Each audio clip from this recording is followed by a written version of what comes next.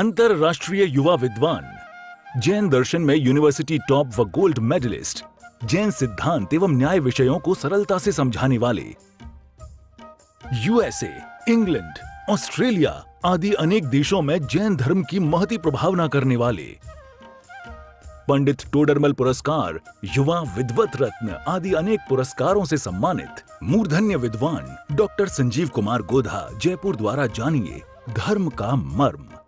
इस कार्यक्रम के पुण्यार्जक हैं पूज्य पिताजी एवं माताजी श्री बाबूलाल जी जैन एडवोकेट एवं श्रीमती विद्या जैन की पुण्य स्मृति में संजय जैन, सविता जैन, सोहेल जैन, अपूर्वा जैन, स्वप्निल जैन व रेयांश जैन, फर्म पारस महल ज्वेलर्स, विदिशा। तीन भुवन में सार वीतराग विज्ञानता, शिव स्वरूप शिवकार, नमः त्रियोग समारिके, नमः त्रियोग समारिके। दौलत राम जी द्वारा लिखित यह है चहडाला नामक ग्रंथ है। इसकी चौथी ढाल में श्रावकों के व्रतों की चर्चा चल रही थी। माने श्रावक का बाहरी जीवन किस प्रकार का होना चाहिए, यह उसकी मुख्यता से की जा रही चर्चा है। क्योंकि अंतरंग में तो श्रावक अपने आत्म स्वरूप का श्रद्धानी होता है। यहाँ व्रती श्रावक की बात कही जा रही है, तो वह व्रती श्रावक दो कषाय चौकड़ी के अभावजन्य निर्मल परिणति से युक्त है। अंदर में सम्यक दर्शन और सम्यक ज्ञान मौजूद है। अनंतानुबंधी क्रोधमान माया लोभ और अप्रत्याख्यानावरण क्रोधमान माया लोभ, इनका उस ज्ञानी के अभाव वर्तता है। और इनके अभाव होने पर बाहर में जो व्रत परिणाम उसके हृदय में आते हैं, उन परिणामों को व्यवहार से संयम कहा जाता है। श्रावक के जीवन की यहाँ चर्चा चल रही है। बाहर में उसके जीवन की निर्मलता और पवित्रता किस प्रकार से होती है, इस संबंध में कल तक हम यहाँ 5 अणुव्रतों की चर्चा कर चुके हैं। आज यहाँ से हम उसी चर्चा को थोड़ा सा और आगे बढ़ाएंगे 3 गुण व्रत के रूप में। देखिए 11 नंबर का छंद, 11 नंबर का छंद कल हमने पढ़ लिया था। उसकी लास्ट लाइन रह गई थी, माने जहाँ से दिग्व्रत की चर्चा प्रारंभ होती है। ऊपर से ही छंद को पढ़ते हैं, सरल अर्थ पूर्वक आगे बढ़ेंगे। जल मृतिका बिन और नाही कछु गहे अदत्ता, निज वनिता बिन सकल नारी सो रहे विरक्ता, अपनी शक्ति विचार परिग्रह थोड़ो राखे, 10 दिस गमन प्रमाण ठान तसु सीम न नाखे। जल और मिट्टी के बिना दिया हुआ कुछ भी ग्रहण नहीं करते। अपनी पत्नी के अतिरिक्त सर्व जगत की नारियों से वे विरक्त रहते हैं और अपनी शक्ति का विचार कर, ये थोड़ा मार्मिक बिंदु है, ज़्यादा चर्चा नहीं करूँगा, फिर भी अपनी शक्ति का विचार करके परिग्रह को सीमित मात्रा में मर्यादा में रखते हैं। आप देख लो आप में कितनी शक्ति है। बहुत सारे ऐसे लोग हैं जो मर्यादा में जीवन जीते हैं। हम इतने ही कपड़े रखेंगे, हम इतने ही जेवर रखेंगे, हमारे पास में इतना ही होगा, इससे ज़्यादा नहीं होगा। और सच बात तो यह है कि प्रदर्शन के अतिरिक्त और कुछ नहीं है। सिर्फ मानसिक संतुष्टि के अलावा और कुछ नहीं है। रोजाना दिन में 4-4, 5-5 बार कपड़े बदले, 10-10 ड्रेस बदले, सुबह अलग, फिर बाद में अलग, फिर अलग, फिर अलग, फिर अलग, फिर आधे घंटे बाद में फिर बदल आए, फिर बदल आए। तो तू कर क्या रहा है भाई? ये बार बार वस्त्र बदलने की चेष्टा, बार बार देह बदलने रूप कर्म को धारण करा रही है, प्राप्त करा रही है। तो परिग्रह की मर्यादा और सीमा भी बहुत जरूरी है, और जितना संभव हो सके मर्यादा में रहने की कोशिश रखनी चाहिए, करनी चाहिए। अनाप शनाप होता है पैसा। यदि गंभीरता से विचार करो, कई बार इस तरह के मैसेज वगैरह भी आते हैं कि आपके हाथ में जो मोबाइल है ना, उसके 90% फीचर्स ऐसे होते हैं जो आपके किसी काम के नहीं हैं, जो कभी काम नहीं आते हैं। आपके घर में रखी हुई 80% वस्तुएं ऐसी होगी जो कभी काम नहीं आ रही है। हर साल दिवाली के सफाई में वो अटाला निकलता है, फिर उस अटाले को ये सोच करके रख दिया जाता है कि वो कभी ना कभी काम आएगा, और फिर वो कब देखते हैं उसे दोबारा, जब अगली साल दिवाली की सफाई होती है तब, और फिर देख करके फिर उसे रख देते हैं। ये खाम का परिग्रह है। जैसे जितना कम किया जाए उतना अच्छा है। जो वस्तुएं काम की नहीं हो उन वस्तुओं को तुरंत निकाल देना चाहिए। आपको जिसकी उपयोगिता नहीं लगती हो, जो उपयोग में आने जैसी नहीं लगती हो, उसे तुरंत उसी प्रकार उसी समय निकाल दो। उसे जरूरत नहीं है ज्यादा। नहीं, कभी काम अरे काम आएगी तो नई नई आ जाएगी। पुरानी लकड़ियां होगी, पुराने पेज होंगे, पुराने न मालूम क्या क्या होंगे, लोहा लकड़ियां न मालूम, ऐसी दुनिया भर की चीजें। ये कह रहे हैं परिग्रह को सीमित करो, शक्ति का विचार करके करो, शक्ति से ज्यादा भी नहीं। क्योंकि जहाँ मर्यादा करने की बात कही है ना, वहाँ ऐसा मत समझ लेना यार मेरे पास वाले ने तो इतना ले लिया तो मुझे भी इतना लेना चाहिए। नहीं, हर व्यक्ति की अपनी अपनी शक्ति है। चलिए 5 अणुव्रत। अब यहाँ से शुरू हो रहे हैं 3 गुणव्रत। टोटल 12 व्रत होते हैं श्रावकों के। 5 अणुव्रत, 3 गुणव्रत और 4 शिक्षा व्रत। हम लोग सब श्रावक हैं, अपने जीवन की यहाँ बात कर रहे हैं। सो प्लीज मुनिराजों के संदर्भ में किसी तरह के कोई प्रश्न नहीं करें। हम मुनिराजों के संदर्भ में आदेश उपदेश देने वाले कोई नहीं है। और जब मुनिराजों की चर्चा दौलत राम जी करेंगे तो हम फिर बात करेंगे ही, जो भी करनी होगी बात हमारे को।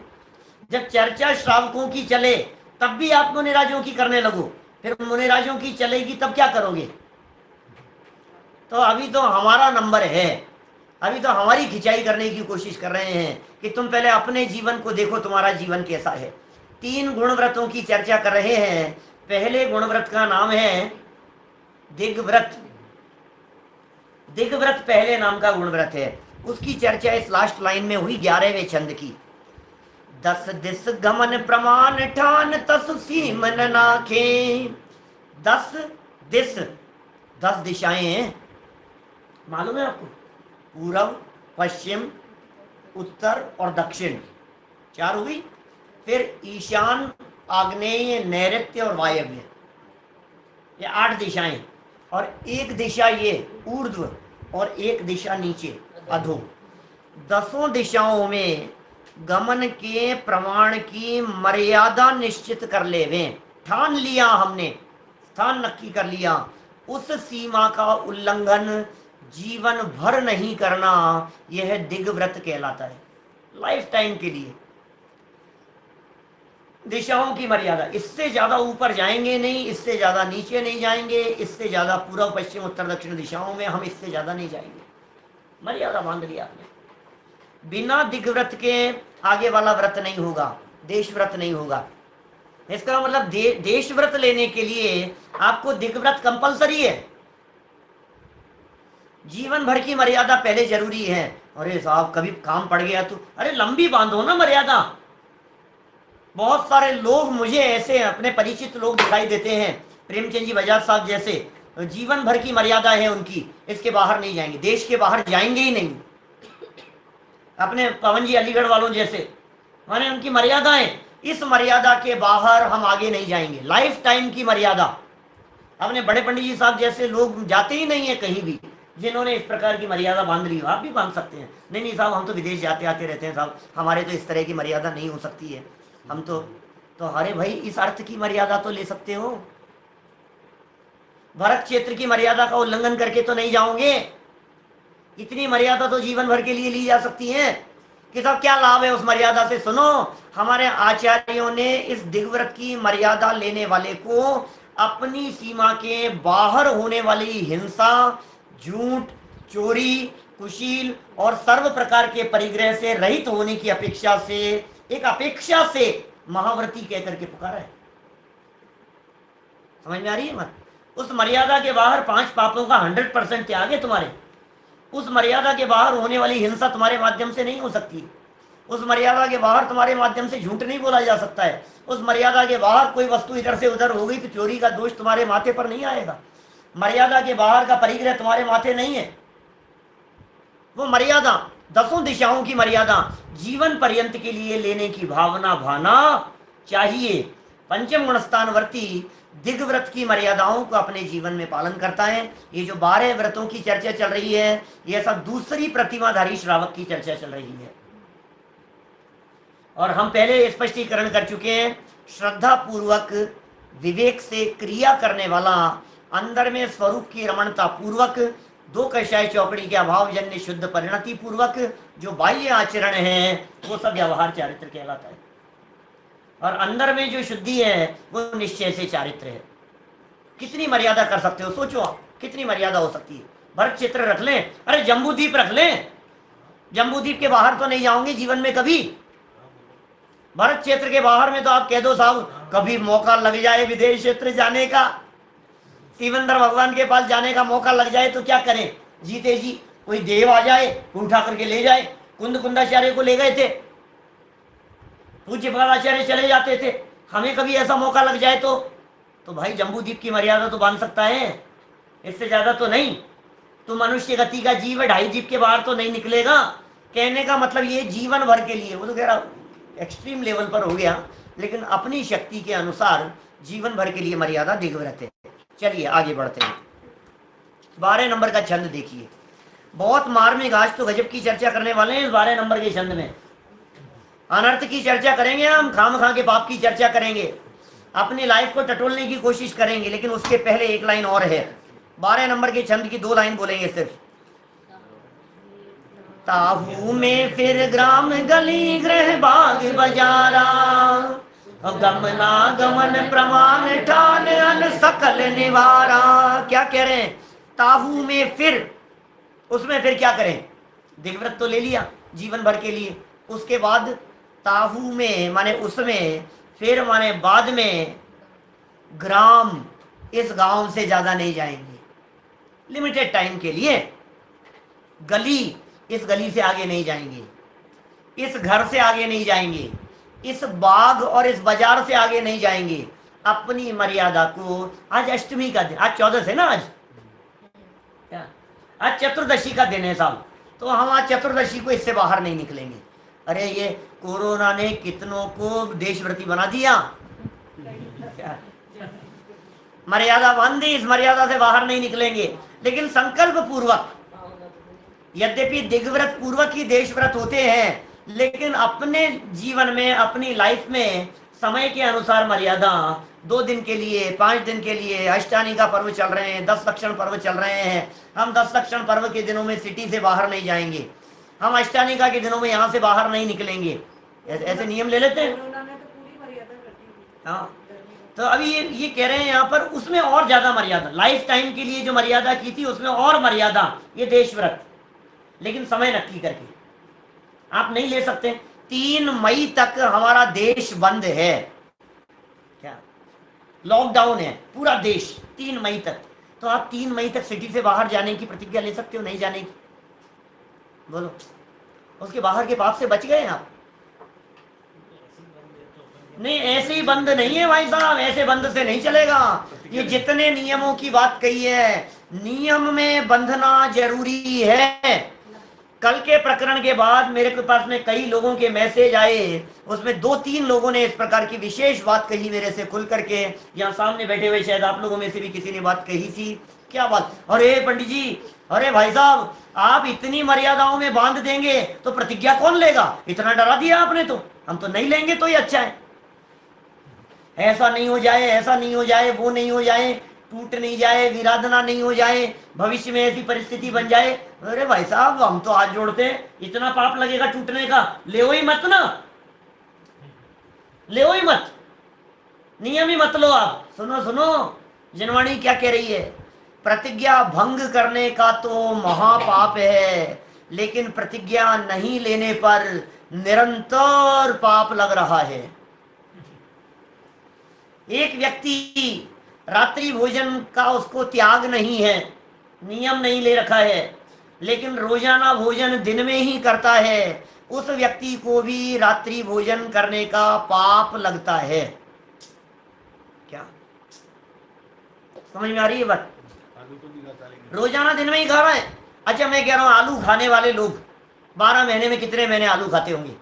गाजर खाने वाले, आलू तो छोड़ो, आलू की तो पता नहीं कोई लिमिट नहीं है, नहीं, गाजर खाने वाले लोग 12 महीने में कितने महीने गाजर खाते हैं? बोलो। 1 महीना? 1 महीना खाते हैं। 1 महीने तो आती है शायद मेरे ख्याल से, 1-2 महीने के लिए 2 महीने आती है, तो 2 महीने में रोजाना खाते हैं। महीने में 5 दिन खाते होंगे, महीने में 10 दिन खाते होंगे, 2 महीने में 20 दिन खाएंगे, तो साल में 365 दिन में 20 दिन खाई। आपको 365 दिन गाजर खाने का पाप लग रहा है। आपको 365 दिन मूली खाने का पाप लग रहा है। अभी ये दिग्व्रत की बात कर रहे हैं, विदेश की कॉल लेने के संदर्भ में क्या कर सकते हैं? अभी अतिचारों का प्रकरण है, माने उसमें अतिचार लगते हैं। अभी जब इसके आगे वाले छंद में, माने कल हम कोशिश करेंगे कि उस चर्चा तक पहुंच जाएं, चौथी ढाल को कल संपन्न कर देंगे। उसमें एक लास्ट का छंद है, 12 व्रतों के अतिचार नहीं लगावे। तो अतिक्रम क्या होता है, व्यतिक्रम क्या होता है, अतिचार क्या होता है, अनाचार क्या होता है, ये अतिचार अनाचार वगैरह किस किस प्रकार से लगते हैं, इनमें दोष किस किस प्रकार से लगाए जा सकते हैं, उनकी चर्चा करेंगे। अभी मैं मूल बात क्या कह रहा हूं आपको, नियम नहीं ले रहे हैं तो आपको दोष निरंतर लग रहा है, इसलिए नियम लेना जरूरी है। मैं उदाहरण के तौर पर बात करूं, हम आपके यहाँ आए, बराबर, रात के समय बैठे, आपने हमसे पूछा पंडित जी बताओ दूध चलता है क्या, और यदि हमने कहा कि नहीं चलता है, तो आपका प्रश्न होगा कि नियम है क्या, प्रतिज्ञा है क्या? हमने कहा नहीं प्रतिज्ञा तो नहीं है लेकिन चलता। नहीं नहीं पंडित जी फिर तो लेना ही पड़ेगा आपको। आप समझ रहे? माने यदि आपके नियम नहीं है तो सामने वाला व्यक्ति फोर्स भी करता है और आपका भी मन बन जाता है कि चलो यार ठीक है, अब नियम तो है नहीं, अब इतना कह रहे हैं, इतना फोर्स कर रहे हैं तो। और यदि आपने एक वाक्य कह दिया कि नियम है, तो सामने वाला व्यक्ति पलट करके आपको दूसरा वाक्य नहीं कहेगा कि ले लो, नहीं, बिल्कुल नहीं। नियम माने नियम। अच्छा आपने नियम क्यों नहीं ले रखा भाई साहब, ये बताओ। चलो आपने नियम क्यों नहीं ले रखा? इसलिए नियम नहीं ले रखा, क्या पता कभी टूट जाए तो। अच्छा बतलाओ चाचा जी, क्या पता कभी टूट जाए, वो क्या पता कब आज आ सकता है कि नहीं? आज भी आ सकता है, कि कल आ सकता है कि नहीं, कल भी आ सकता है। तो फिर जब कभी भी आ सकता है तो फिर पाप हमेशा क्यों नहीं लगेगा? भाई आपकी तरफ से तो आप किसी भी दिन नियम तोड़ने के लिए तैयार बैठे हो ना। आपने जब नियम नहीं ले रखा है तो ये कह रहे हैं उस मर्यादा में बंधना जरूरी है, इसलिए सावधान रहें, सतर्क रहें। आप यदि लंबे समय की मर्यादा किसी चीज की नहीं ले सकते हैं तो लिमिटेड टाइम की मर्यादा ले लें, कोई जरूरी नहीं है आप लाइफ टाइम की मर्यादा ले लें किसी भी चीज की। रात्रि भोजन त्याग की आप 10 दिन की मर्यादा लो, 15 दिन की मर्यादा लो। आप हमेशा कहा करते थे ना, ये ऑफिस से नहीं आ पाता हूँ, छुट्टी नहीं मिलती है, रात हो जाती है, दुकान से आने में हो जाता है, फैक्ट्री से आने में हो जाता है। अब तुम्हारे 3 मई तक तो कोई समस्या नहीं है, घर में बैठे हो, अब क्यों रात को खा रहे हो? ये बताओ। तुम 3 मई तक की मर्यादा ले लो कि मैं दिन में खाऊंगा, हो सकती है कि नहीं? मर्यादा बतलाओ। आज कितनी तारीख है?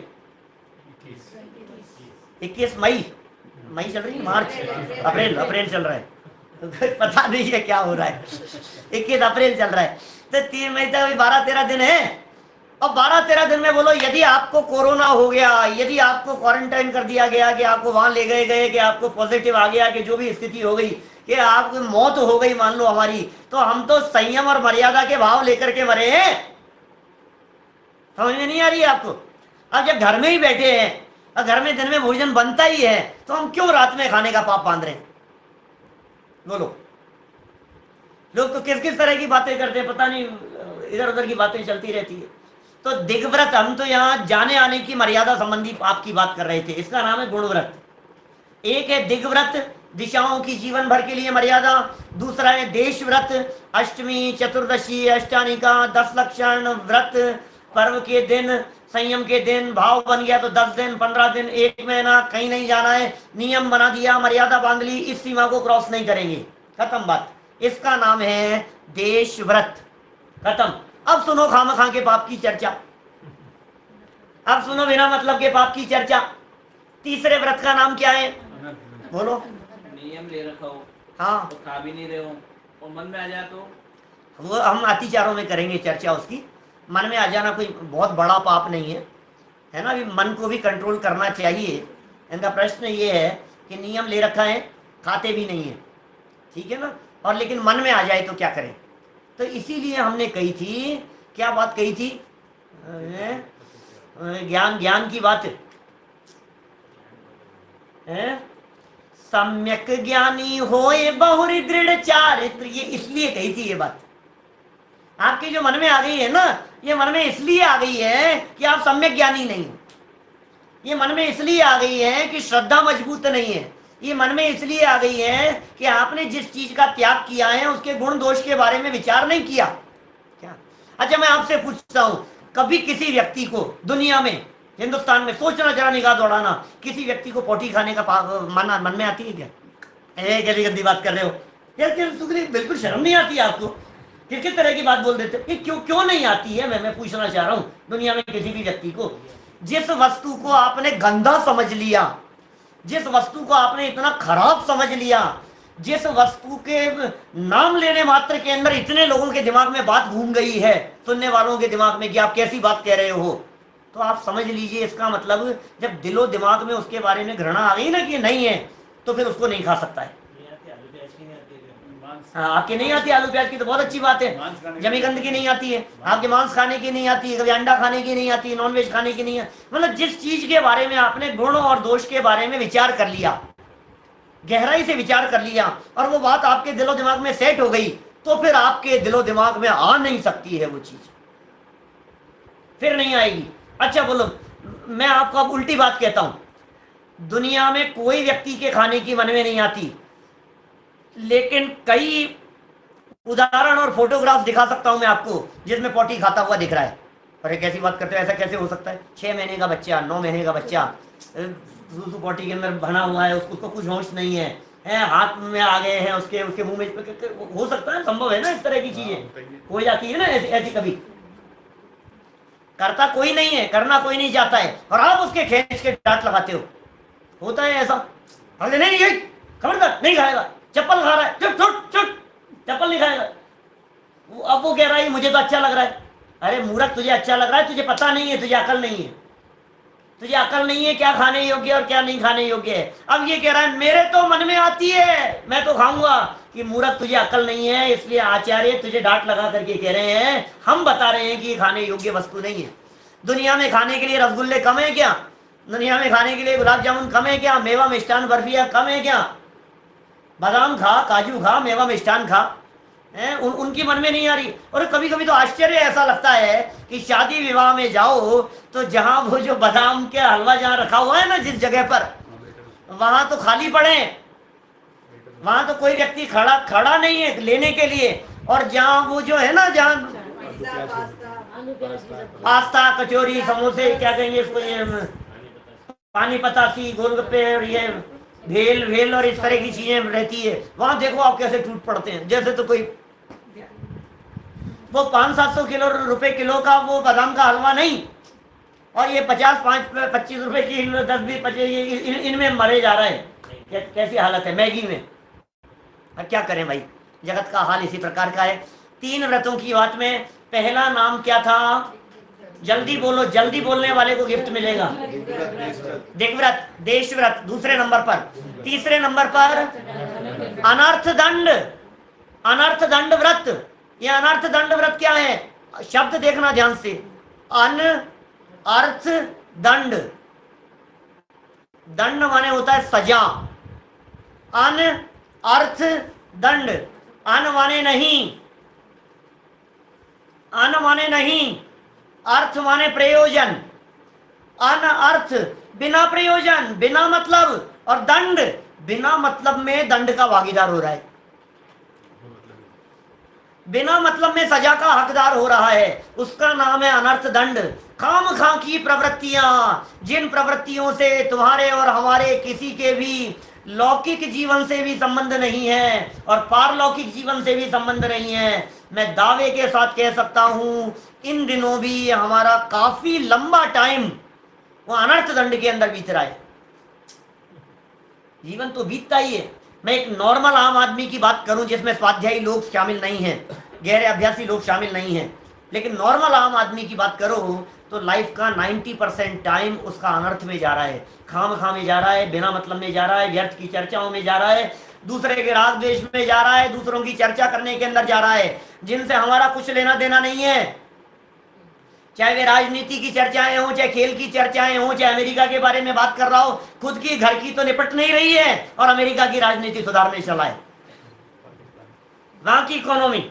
अब पाकिस्तान को ले लेकर के बैठा है। मोदी जी को तो पाकिस्तान को उड़ा देना चाहिए कि वाह रे वाह, उड़ा देना चाहिए, तू ही, तेरे को बना देते हैं प्राइम मिनिस्टर अभी। ये खाम-खां की राजनीति की चर्चाएं, उसने ऐसा कर दिया, उसने ऐसा कर दिया। तुम्हें पता है उसके घर में क्या चल रहा है? तुम्हें पता है उसका क्या हो गया? तुम्हें पता है उनके बच्चों का क्या चल रहा है? तुम्हें पता है उनकी बच्ची का क्या हो रहा है? तुम्हें पता है उनके यहाँ शादी में क्या हो गया था? तुम्हें पता है इनके यहाँ क्या हो? अरे तू क्या बिना मतलब के राग द्वेष में उलझा है? ये खाम-खां के पाप है, ये अनर्थ दंड है। ये मालूम है आपको? बैठा बैठा धागा खींचता रहता है, इसका नाम अनर्थ दंड है। बिना मतलब आपने सुना होगा कभी इस तरह की बातें, बहुत लोग दिखेंगे आपको। देखना, अब मैं कह रहा हूं, इसके बाद में नोटिस करना आप जरा इस अनर्थ दंड के संदर्भ में जो क्रिया बिना मतलब की है। दुनिया भर में देखोगे आप, रेलवे स्टेशन पे देखोगे, बस स्टैंड पे देखोगे, शादी में, विवाह में, इधर उधर कहीं बैठे हुए लोग घास के ऊपर बैठे हुए हैं, घास को उखाड़ रहे हैं, उंगली चल रही है, उंगली घूम रही है। ये सोफा है ना, सोफे का कोई एक धागा यदि कहीं निकला हुआ हो तो वो उंगली के अंदर ऐसे घुमाता रहेगा, उंगली घूमती रहेगी। कई लोग ऐसे होते हैं जिनके हाथ में पेन आ जाए ना तो सामने किताब हो, कॉपी हो, कुछ भी हो, वो सब रंगीन हो जाएगी, बस वो डिजाइन बनती रहेगी उसके अंदर कुछ ना कुछ। ऐसे ऐसे देखता हूं मैं, विद्यालयों के अंदर तक देखता हूं, बड़े बड़े विद्यालयों में, शास्त्र सभाओं में, बड़े बड़े हॉल में, वहां जो चद्दर बिछी रहती है, सफेद चद्दर, उन सफेद चद्दरों के ऊपर निशान बने रहते हैं, लकीटें बने रहते हैं, फूल पत्तियां बनी रहती है। ये क्या हो गया भैया? तुम मंदिर में बैठे हुए हो, तुम स्वाध्याय हॉल में बैठे हुए हो, तुम वहां डिजाइने बना रहे हो, चटाई के ऊपर बैठे हो, चटाई को उखाड़ रहे हो।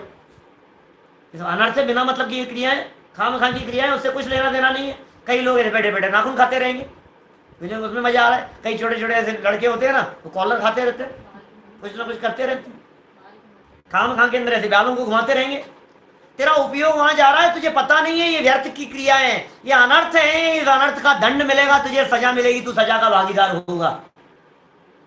आपने बचपन में कई बार अपने बुजुर्गों से ये बात सुनी होगी, कुर्सी पर बैठ करके पैर नहीं हिलाते, बेटा ऊपर बैठ करके पैर नहीं हिलाते।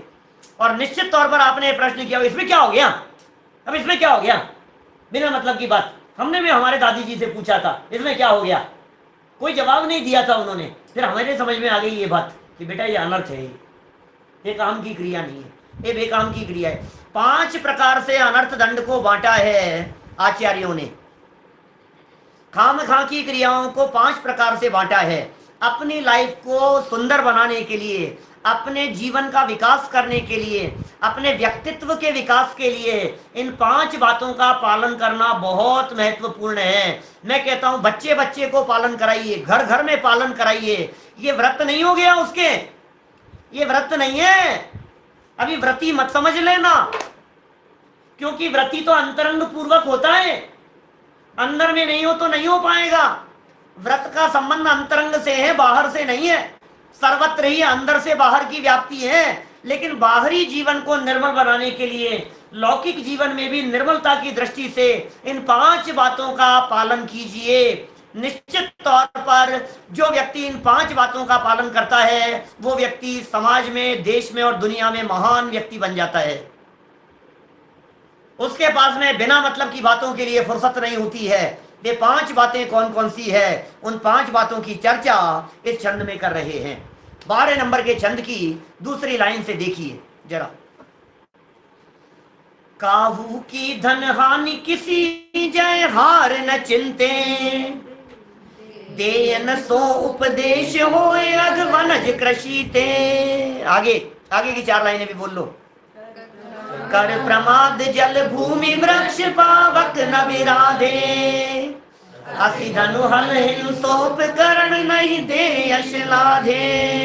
आगे द्वेष कर काल कथा कब हो न सुनिए, और अनर्थ दंड हेतु अगति में न कीजिए। ओहो, क्या क्या बातें कह दी है, 5 बातें हो गई है यहाँ। नंबर 1, पहली बात को कह रहे हैं अप ध्यान। 5 शब्द हैं बेटा, 5 शब्द याद रखना, दूसरों की तरफ मत देखो, सिर्फ अपने आप की तरफ देखो। पहली चीज क्या है? अप ध्यान।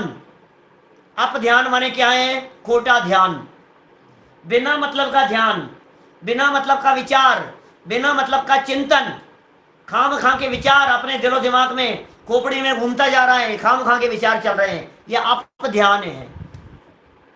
अप ध्यान में क्या क्या बातें ली है यहाँ दौलत राम जी ने, ये कह रहे काहू की धन हानि, किसी के धन की हानि, किसी के नुकसान के बारे में है? काहू की माने किसी की, धन हानि, किसी जय हार ना चिंते, दूसरों की हार के बारे में, दूसरों की जीत के बारे में, दूसरों की धन हानि के बारे में, दूसरों की धन वृद्धि के संदर्भ में, उससे तुम्हारे लौकिक जीवन का संबंध रंच मात्र भी नहीं है। देखो पारलौकिक जीवन तो उत्कृष्ट अलग है ही, अभी मैं पारलौकिक जीवन की बात नहीं कर रहा हूं मैं, क्या समझ में आ रही है क्या बात? ए मिस्टर, समझ में आ रही है क्या बात क्या कह रहा हूं? लौकिक जीवन का तो संबंध है ही नहीं, पारलौकिक तो बहुत दूर की बात है। लौकिक जीवन में भी कुछ भला नहीं हो रहा है इधर उधर झांक करके, समझ में आ रही है बात? माने उसमें लौकिक जीवन, निगाह इधर रहनी चाहिए, निगाह नहीं हटनी चाहिए इधर से उधर। लौकिक जीवन कैसे भला बनेगा? आपको क्या मतलब है इस क्लास के अंदर वो फेल हो गया, क्लास के अंदर उसके इतने नंबर आ गए, हमारे स्कूल के अंदर वो तो ऐसा कर रहा है, ये तो ऐसा कर रहा है। आप उसको तो देखो, पड़ोसी को तो देख ही नहीं रहे हो। ये दूसरे के बारे में विचार करता रहता है।